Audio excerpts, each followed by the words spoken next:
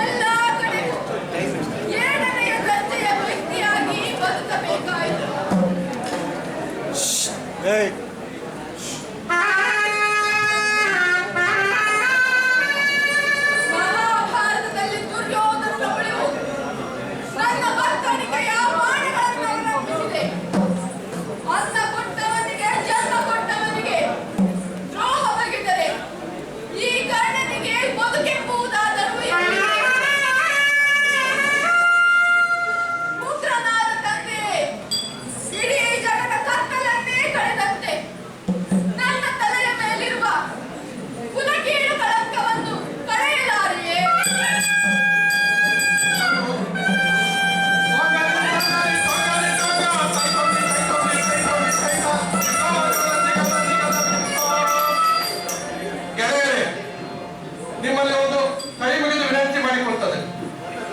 ನಿಮ್ಮ ಜೀವನದ ಪ್ರಶ್ನೆ.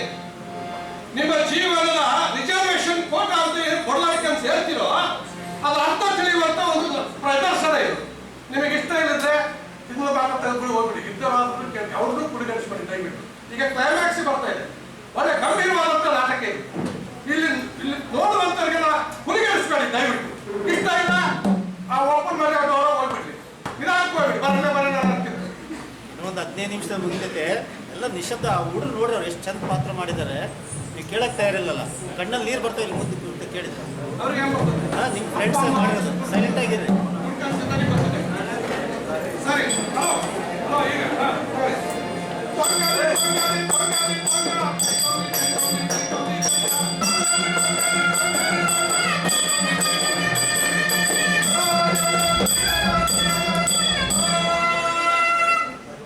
ಕೃಷ್ಣಪ್ಪನ ಚಾಳ ಐತಲ್ಲ ಬಲೋ ಸುಮಾರು ಆಯ್ತು ನೋಡ್ರಿ. ನನಗ ನೋಡಿ ನೋಡಿ ಕೈಗೆ ಸಿಕ್ಕ್ರ ಕೆನ್ನಿಗೆ ಭಾಷೆ ಇಂಥ ಬುದ್ಧಿ ಯಾಕೆ ಬರ್ತಾವ ನಿನಗಂತ ಕೇಳ್ಬಿಡ್ತೀನಿ. ಎಣ್ಣೆ ತುಪ್ಪ ತಿಂದ್ರ ಒಳ್ಳೆ ಬುದ್ಧಿ ಬರುತ್ತೆ ಅಂತ ನಮ್ಮೂರು ವೈದ್ಯಕರು ಅಂತಾರ. ಈ ಕೃಷ್ಣಪ್ಪ ಬರೀ ಬೆಣ್ಣೆ ತಿಂದು ಇಂಥ ಕೆಟ್ಟ ಬುದ್ಧಿನ ತುಂಬ್ಕೊಂಡಲ್ಲ. ಪಾಪ ಕುಂತಂಗ ಮಕ್ಕಳಿಗಾಗಿ ಪರದಾಟ ಐತೈತಿ. ಅತ್ತ ಕರುಣ ಜನ್ಮ ನೀಡಿದ ತಾಯಿಗಾಗಿ, ಸಾಕಿದ ತಾಯಿಗಾಗಿ, ಮನದಿ ಹೆಚ್ಚಿಸಿದ ಒಡೆಯನಿಗಾಗಿ ಅಲೆದಾಡುವುದನ್ನು ನೋಡಿದ್ರೆ ಕರುಳು ದುಃಖ ಹುಚ್ಚಿ ಹುಚ್ಚಿ ಬರ್ತೈತೆ. ಆ ದುರ್ಯೋಧನಿಗಾದ್ರೂ ಸ್ವಲ್ಪ ಕರುಣೆ ಬರಬೇಕಿತ್ತೇನ. ಕರುಣೆ ರಾಜರಿಗೆ ಎಲ್ಲಿರ್ತದ? ಕಿವಿ ಕೊಲ್ಲು ಕಿವಿ ಅಷ್ಟೇ. ಇಂಥ ಕಥೆಗಳು ನಮಗ್ ಬೇಕಿತ್ತ. ನಮ್ಮ ಕಥೆ ಕೇಳೋದಿಲ್ಲ.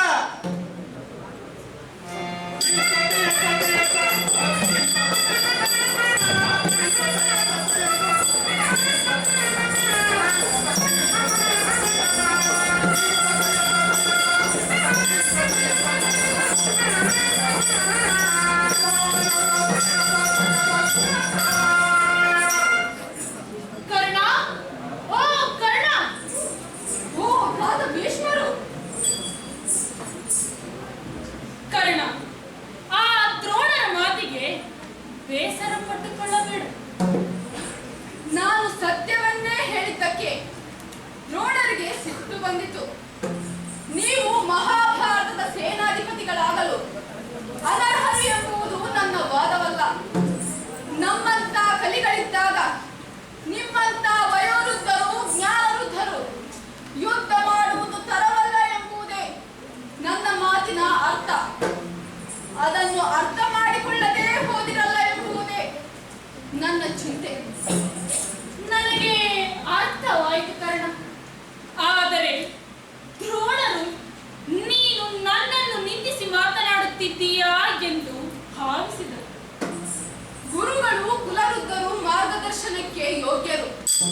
ಪಾಠ ಹೇಳುವುದೇ ಬೇರೆ, ಹೋರಾಡುವುದೇ ಬೇರೆ. ಇವೆರಡೂ ಒಂದೇ ಎಂದು ಭಾವಿಸಿದವರು ತಮ್ಮ ಬಗ್ಗೆ ತಾವೇ ಅಪಾರ್ಥ ತಿಳಿದುಕೊಂಡಂತೆ.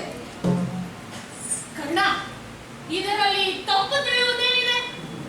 ನಿಮ್ಮನ್ನು ಹೊರತುಪಡಿಸಿ ಎಲ್ಲರೂ ನನ್ನನ್ನು ತಪ್ಪಾಗಿ ಭಾವಿಸಿದವರೇ. ನೀವು ನಿಮ್ಮ ತಂದೆಗಾಗಿ ಮಾಡಿದ ತ್ಯಾಗ ಇಂತಹ ಸ್ಥಿತಿ ತಂದಿದೆ.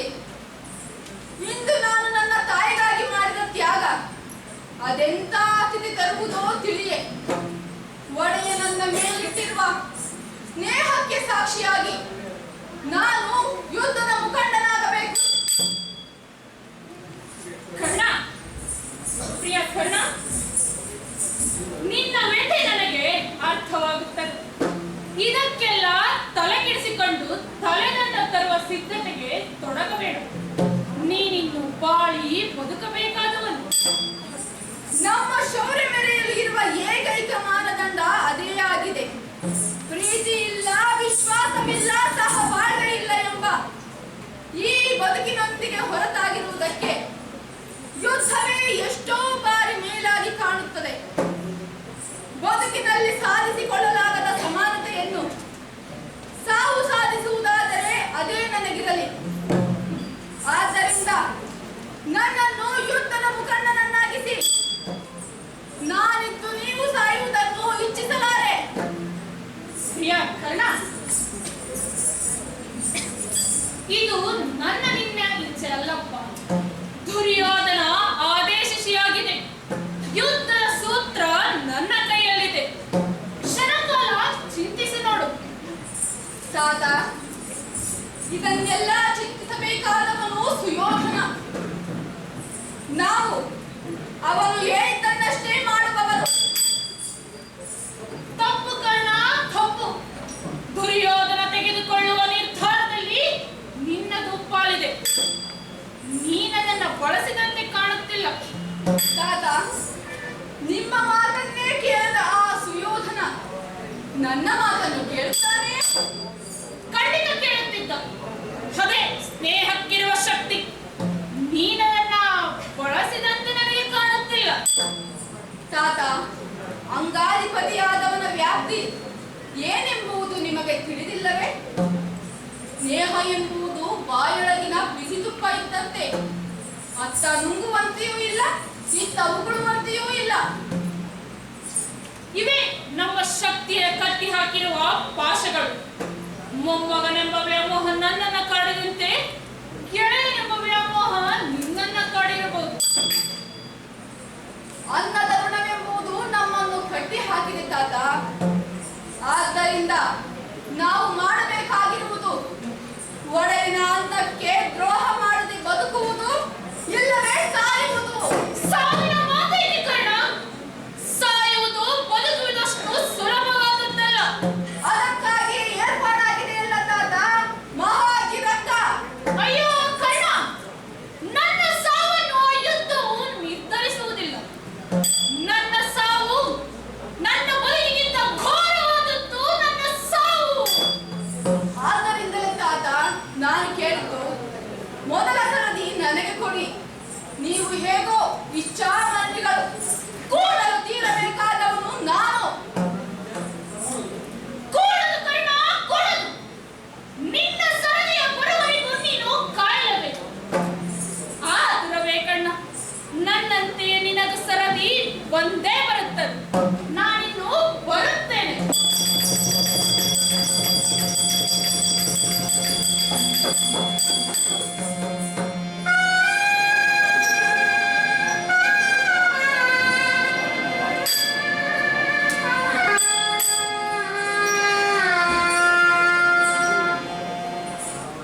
ಪಾಪದ ಮುದುಕ ತಾನು ಮದುವೆಯಾಗುವ ಬದಲು ತನ್ನ ತಂದೆಗೆ ನಿಂತು ಮದುವೆ ಮಾಡಿಸಿದ ಮಹಾತ್ಯಾಗಿ, ಮಹಾಭಾರತದ ಮೂಕ ಪ್ರೇಕ್ಷಕ.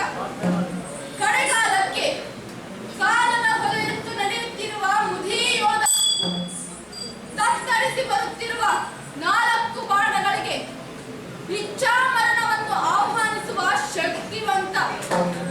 ತನ್ನ ಕೊರಗಿನ ಬದುಕನ್ನು ಯುದ್ಧದಲ್ಲಿ ಪಣವಿಡಲು ನಡೆಯುತ್ತಿರುವ ನೀತಿವಂತ.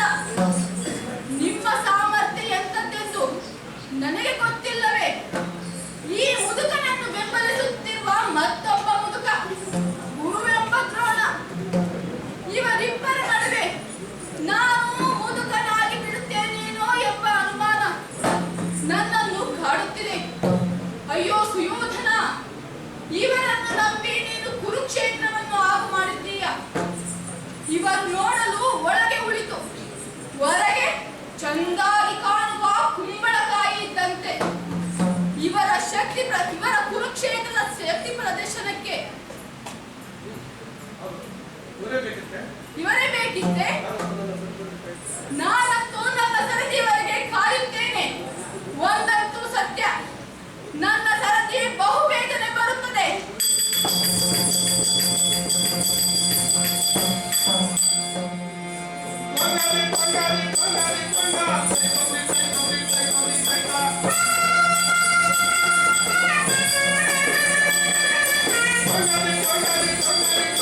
Thank you.